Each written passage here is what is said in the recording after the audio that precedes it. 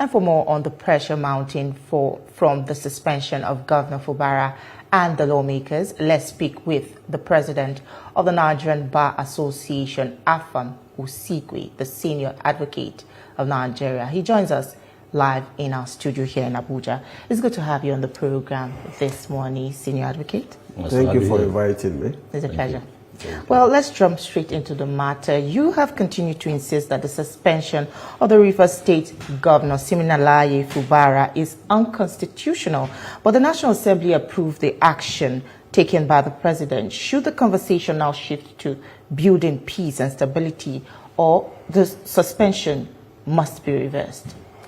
Well, my take is that the whole proclamation in the first place was unconstitutional.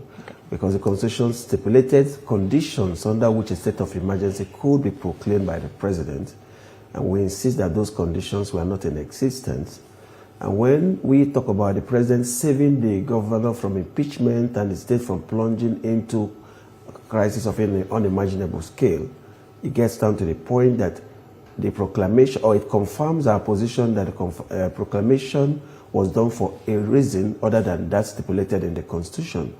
I may not have enough intelligence to know what may or would have happened if an impeachment process, which is a constitutionally recognized mode of removing a governor, had taken place.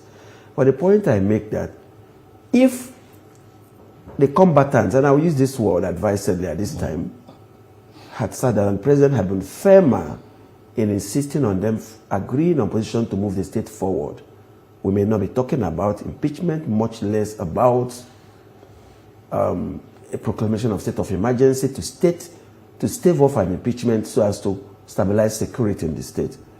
And our reasoning also extends to the fact that, assuming a state of emergency was properly proclaimed in Rivers State, the president lacks the power to remove an elected official like himself, because the declaration of state of emergency under Section 305 does not extend to dismantling of democratic institutions in the state, does not extend to the president taking away the mandate the people had given to the governor, his deputy, and the House of Assembly to carry out their constitutional functions.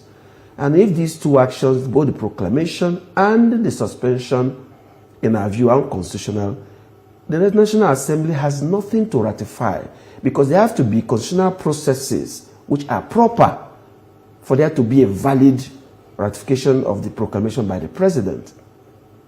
And I don't want to go into talking about even that so-called ratification or purported ratification by both chambers of the National Assembly, because they were also a violation of the Constitution. So it's all a tissue of constitutional acts. Constitution says to third majority, and you do a voice vote. How do you ascertain that that constitutional stipulated minimum vote to ratify the action was met? And if you refer me to the attendance, I tell you that the attendance is not a good proof that the constitutional requirement was met. Because if it says two-thirds, then you must take individual votes and record it to know those who voted for, those who voted against, and those who abstained. Because the majority shouted, "Ayes have it," does not mean that the minorities whose voices may have been drowned out in the process were not there and were dissenting, even though they formed part of those who signed in the attendance register for the day.